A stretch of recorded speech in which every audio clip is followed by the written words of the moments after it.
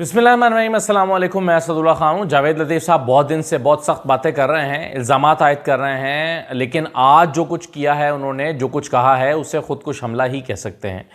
जावेद लतीफ़ साहब पहले ये कह रहे थे कि उनका जो रिज़ल्ट है वो चेंज किया गया है, उनको हराया गया है। फिर वो कह रहे थे कि नवाज़ शरीफ का रास्ता रोका गया है। वो कह रहे थे कि नवाज़ शरीफ का रास्ता रोकने के लिए रिज़ल्ट्स को चेंज किया गया है, यानी वो कहना चाह रहे थे कि शहबाज शरीफ साहब को लाया गया है, नवाज़ शरीफ का रास्ता रोका गया है। फिर आपने देखा कि पिछले दिनों यही बातें नवाज़ शरीफ ने भी की हैं। ईद की छुट्टियों में जो उन्होंने सहाफ़ियों से, चंद अहम दोस्तों से मुलाकात की, अपने साथ करीबी साथियों से मुलाकात की, उसमें उन्होंने कहा कि जी ये तो पहले से तय था, बंदोबस्त हो चुका था कि मेरा रास्ता रोकना है, शहबाज शरीफ को लेकर आना है। हालांकि ये फैसला तो खुद नवाज शरीफ का ही था, लेकिन आज जावेद लतीफ़ साहब ने सारी हदें पार करके जो सबसे बड़ा इल्ज़ाम लगाया है, उन्होंने एक हाजिर सर्विस अफसर पर यह इल्ज़ाम लगाया है कि उन्होंने 90 करोड़ रुपए के एवज़ शेखुपुरा के रिजल्ट्स को तब्दील किया, यानी माल बनाया। यानी उन्हें इस बात से कोई गरज नहीं थी कि कौन जीत रहा है कौन हारा है, उन्होंने तो बस पैसे कमाए। 90 करोड़ रुपया वो कहते हैं कि लिया गया, और वो अफसर का नाम तो नहीं बता रहे, ओहदा बता रहे हैं, दफ्तर बता रहे हैं, तो सारे इशारे दे रहे हैं कि वो कौन साहब है।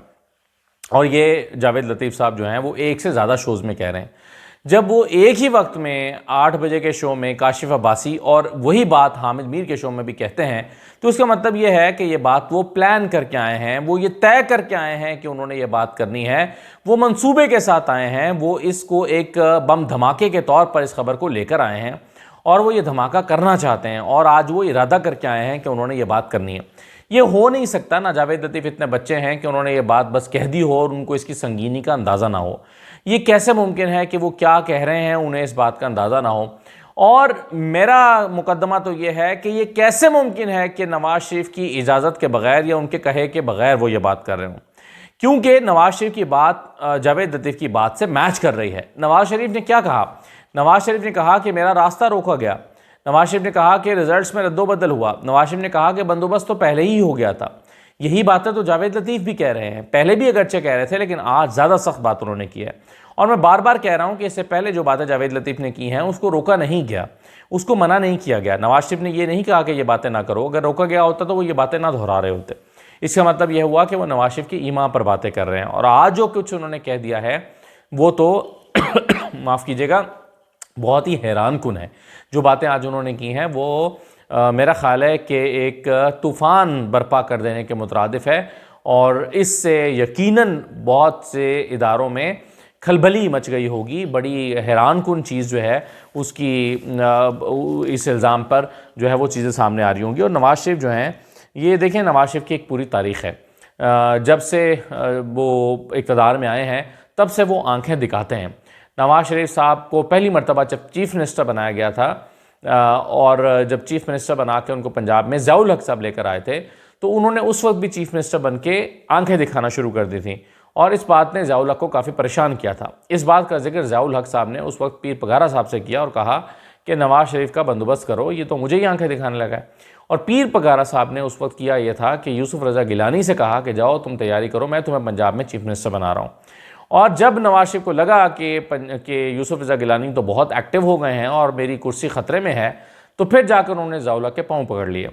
इसके बारे में जब सवाल किया गया पीर पगारा साहब से, तो उन्होंने वो तारीख़ी जुमला कहा था। उन्होंने कहा था, हाँ, नवाज शरीफ के बोरे में सुराख था, वो मैंने सुराख की सिलाई कर दी है, यानी मैंने इलाज कर दिया है। और फिर उसके बाद फिर वो तारीख़ी जुमला में आपको याद होगा, ज़ियाउल हक़ लाहौर आए थे और उन्होंने आकर कहा था कि नवाज शरीफ का किला मजबूत है। तो नवाज शरीफ साहब का तर्ज़ सियासत यही रहा है। वो जब भी इक़्तिदार में आते हैं तो वो लड़ाई मोल लेते हैं। वो सदर ग़ुलाम इसाक़ खान से भी लड़ते हैं, वो उस वक्त के आर्मी चीफ़ जो हैं आसिफ नवाज़ जंजुआ, उनसे भी लड़ा करते हैं, वहीद काकड़ से भी लड़ाई करते हैं, जहांगीर करामत से भी लड़ाई करते हैं, परवेज़ मुशर्रफ को भी घर भेजने की कोशिश करते हैं, जहांगीर करामत को भी उन्होंने घर भेज दिया। फिर आगे बढ़ते हैं तो ये लड़ाई उनकी राहिल शरीफ से भी होती है, फिर उनकी जनरल बाजवा के साथ भी लड़ाई होती है। कभी वो डॉन लीक्स करते हैं, कभी वो कोई और हरबा इस्तेमाल करते हैं, वो अपनी सुपरमेसी के लिए इदारों को नीचा दिखाना चाहते हैं। और आज जो जावेद लतीफ़ साहब ने किया है, ये मैं मान ही नहीं सकता नवाज़ शरीफ की शख्सियत को देखते हुए कि उन्होंने ख़ुद किया होगा। आप सोचिए कि जब डॉन लीक्स हुआ था तो उस वक्त भी तो कुछ लोगों को इस्तेमाल करते हुए ही उन्होंने ये किया था। आज भी वो ये सब कर रहे हैं तो वो जावेद लतीफ़ साहब को इस्तेमाल कर रहे हैं। ये हो ही नहीं सकता कि जावेद लतीफ़ साहब ये बातें खुद कर रहे हों। तो नवाज़ शरीफ साहब ने तो अपनी राय का इजहार तो उन्होंने चंद दिन पहले कर दिया था कि मैं वज़ीर आज़म बनने आया था लेकिन मेरा रास्ता रोक दिया गया। उनको इस बात का काफ़ी उनको तकलीफ़ है कि मेरा रास्ता रोका गया है। क्यों? क्योंकि नवाज़ शरीफ साहब की शायद यही आदत जो है कि वो हमलावर होते हैं, कभी डॉन लीक्स के ज़रिए, कभी किसी और तरीके से, कभी कहते हैं वोट को इज़्ज़त दो, कभी कहते हैं मुझे क्यों निकाला, कभी कहते हैं तुम हो जनरल बाजवा ज़िम्मेदार। तो नवाज़ शरीफ साहब की ये तमाम आदतें जो हैं वो उनके लिए मुश्किलात का बायस भी बनते हैं। अब जब उन्होंने देखा है कि एक ऐसी हुकूमत बना दी है जिस पर ना मेरा इख्तियार है ना मेरी मर्ज़ी से बनाई गई है, और नवाज़ शरीफ साहब बेचारे तंदूरों के जो है वो रेट्स चेक करने पर लगा दिए गए हैं, तो जाहिर है ऐसे में उनको तकलीफ़ तो है कि परेशानी तो है कि ये क्या उनके साथ किया गया है। तो नवाज़ शरीफ साहब फिर जो हैं वो जावेद लतीफ़ साहब के ज़रिए से इस तरह के बयान दिलवा के पाकिस्तानी सियासत में तूफ़ान बर्पा करना चाहते हैं। और मेरा ख़्याल है कि वो नहीं चाहते कि अगर उनकी हुकूमत नहीं है तो उनके भाई की भी हुकूमत ना चले। वो पहले ही कह चुके हैं, उन्होंने कुछ दिन पहले जब गुफ्तगू की है ईद के दिनों में, तो उस वक्त भी उन्होंने ये कह दिया कि ये यकीन से नहीं कहा जा सकता कि हुकूमत अपनी पर ये परफॉर्म करेगी और मुद्दत पूरी करेगी। बल्कि उन्होंने ये भी कहा कि मैंने शहबाज शरीफ से कहा है कि अगर कोई गैस की और बिजली की कीमतें कम नहीं होती तो तुम्हारी हुकूमत का कोई मुस्तकबिल नहीं है। और कल राना सनाउल्लाह ने, जो कि नवाज़ शरीफ और मरीम नवाज़ के काफ़ी करीब समझे जाते हैं, राना सनाउल्लाह ने भी कल कह दिया कि हमने तो जो वादे किए थे वो तो नवाज़ शरीफ के साथ वादे थे, यानी नवाज़ शरीफ अगर वज़ीर आज़म बनते तो वादे थे, अब शहबाज शरीफ वज़ीर आज़म हैं तो ये वादे नहीं हैं। अब जो शहबाज शरीफ जाने तो वादे जाने, हमारा ये वादा नहीं है भाई। हमारा वादा तो मुआशी मुश्किलात को हल करना और मुल्क को बहरानों से निकालने का वादा तब था कि सिंपल मेजॉरिटी दी जाती और नवाज़ शरीफ जो है वो वज़ीर आज़म बनते। अब चूँकि नवाज़ शरीफ वज़ीर आज़म नहीं है तो शहबाज शरीफ की ज़िम्मेदारी हम नहीं उठाते। ये राना सनाउल्लाह ने किया है। अब ये राना सनाउल्लाह कहें, जावेद लतीफ़ कहें या ख़ुद नवाज़ शरीफ कहें, जो कि उन्होंने कहा भी है पिछले दिनों में इन्हीं बातों को ज़रा मुख्तलिफ अंदाज में, तो ये सारी बातें ज़ाहिर करती हैं कि नवाज़ शरीफ एक खुल्लम खुला लड़ाई लड़ने के मूड में हैं और वो चाहते हैं कि उसके नतीजे में अगर हुकूमत भी चली जाए और कोई जमहूरियत का नुकसान भी हो जाए तो इससे उन्हें क्या फ़र्क पड़ता है, क्योंकि वो तो पहले इक़्तिदार में नहीं है। तो इस तरह की स्ट्रैटेजी नून लीग की दिखाई दे रही है, लेकिन ये स्ट्रैटेजी क्या नवाज़ शरीफ को फ़ायदा पहुंचाएगी या नुकसान पहुंचाएगी, ये बहरहाल वक्त बता सकता है। लेकिन बहरहाल नवाज़ शरीफ अपनी अना की तस्कीन के लिए कदम उन्होंने उठा दिया है। पहले भी उनको कई मरतबा उनके इक़दामात की वजह से सियासी तौर पर नुकसान हुआ है, लेकिन वो कहते हैं ना कि इंसान अपनी फितरत नहीं बदल सकता, तो कुछ इसी किस्म की सूरत हाल हमें दिखाई दे रही है। नवाज़ शरीफ का मैंने जिक्र किया कि नवाज़ शरीफ साहब जो हैं वो उनको आज तंदूर पे जाके, यानी 3 दफ़ा का प्राइम मिनिस्टर तंदूर पे जाके रोटियां चेक कर रहा है, तो ये उनके करने का काम नहीं है। ये तो शायद डिप्टी कमिश्नर भी खुद नहीं जाता, अपने मुलाजमीन को भेजता है चेक करने के लिए, खुद जाके कभी तंदूर पे रोटी चेक नहीं करता डिप्टी कमिश्नर भी। और सिद्दीक़ जान ने आज बड़ी दिलचस्प बात की। सिद्दीक़ जान ने कहा कि अब तो बल्कि चाहिए कि नवाज़ शरीफ साहब को पब्लिक वॉशरूम्स की सफाई का ठेका भी दे दिया जाए और ज़िम्मेदारी दे दी जाए कि ये भी चेक करें कि पब्लिक वॉशरूम साफ़ हो रहे हैं कि नहीं हो रहे हैं। और एक सवाल हमारा जो है वो सिद्दीक़ जान से ये भी था कि पीटीए के अंदर बड़ी इस वक्त एक कशीदगी चल रही है, पीटीए के अंदर बड़ी गर्मा गर्मी चल रही है या बगावत के इल्ज़ामात लगाए जा रहे हैं। बल्कि साले जाफ़र ने भी कल ये कह दिया था कि पीटीआई के सफ़ों में बगावत हो गई है जिसकी वजह से वो 92 बंदे अपने पूरे नहीं कर सके। तो उस पर भी सिद्दीक़ जान ने कमेंट किया और फिर ये नवाज़ शरीफ की इस जो परफॉर्मेंस है उस पर भी कमेंट किया। तो अब अगली बात आप जो है वो सिद्दीक़ जान की राय सुन लीजिए कि वो क्या कह रहे हैं। देखें कि ये जो बात हो रही है कि तहरीक इंसाफ की सफ़ों में कोई बगावत है, तो मेरा नहीं ख्याल कि कोई बगावत है। ज़ाहिर है इख्तिलाफ़ राय है और ज़रूर तकसीम ज़रूर है, और तकसीम इसलिए है कि ज़ाहिर है कुछ लोगों के ख़िलाफ़ एक इख्तिलाफ़ है, तहफ़्फ़ुज़ात हैं। उनका ये ख्याल है कि यार ये उस तरह से हिकमत अमली को लेके नहीं चल रहे, एग्रेसिव नहीं है। कुछ लोग हैं वो ज़्यादा एग्रेसिव हैं, तो उनके बारे में कहा जाता है कि ये क्योंकि ज़्यादा एग्रेसिव हैं तो ये समझते हैं हम ही सारा कुछ हैं।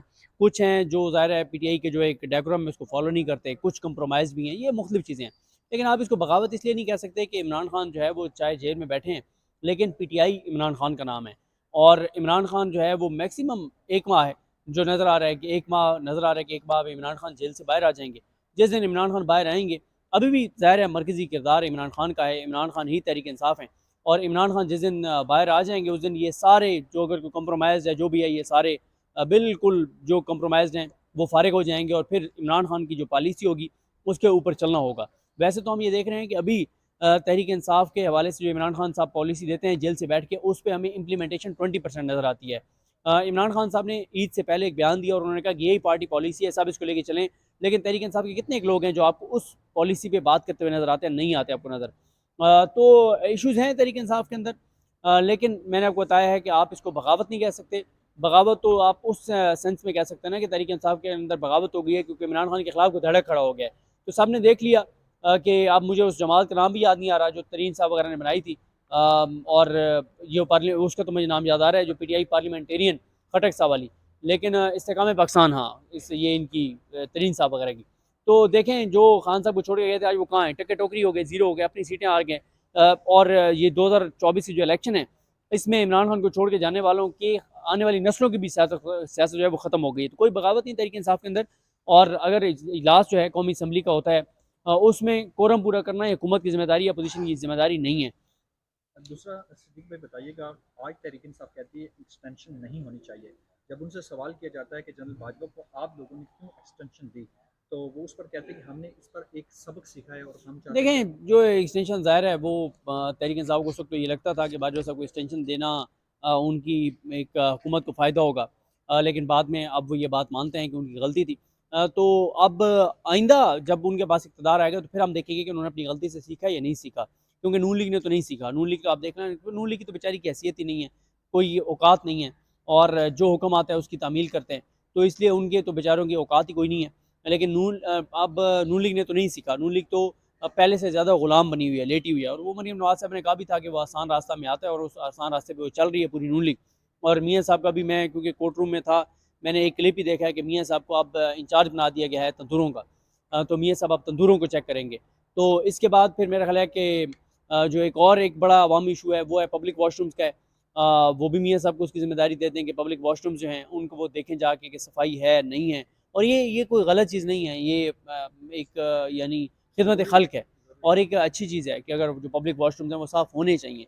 जो पेट्रोल पंप हैं या हम ट्रैवल करते हैं तो होटलों के ऊपर जो वॉशरूम्स साफ़ होने चाहिए, जो मसाजिद होती हैं उनके वॉशरूम साफ़ होने चाहिए। तो अब ये रोटी के बाद जो तंदूरों का मियाँ सबको इंचार्ज बनाया गया, उसके बाद मेरा ख्याल है कि ये अब वॉशरूम्स का भी उनको इंचार्ज बनाना चाहिए कि वो जाएँ, देखें कि वॉशरूम साफ़ हैं, नहीं हैं। इस तरह की जो बड़े मुल्की मसाइल हैं वो मियाँ साहब के सुपुर्द करने चाहिए। बाकी जो छोटे-मोटे मामलात हैं वो ज़ाहिर है वो इनके बेचारों के बस की बात नहीं है कि एयर चीफ को एक्सटेंशन देनी है, फ़लाँ को ये करना है, फ़लाँ को वो, इनके वो छोटे-मोटे काम जो है ना, वो ज़ाहिर है ना इनकी औकात है, ना ये कर सकते हैं। बड़े काम इनको करने चाहिए, जैसे भी मियाँ साहब को तंदूरों का इंचार्ज बनाया गया।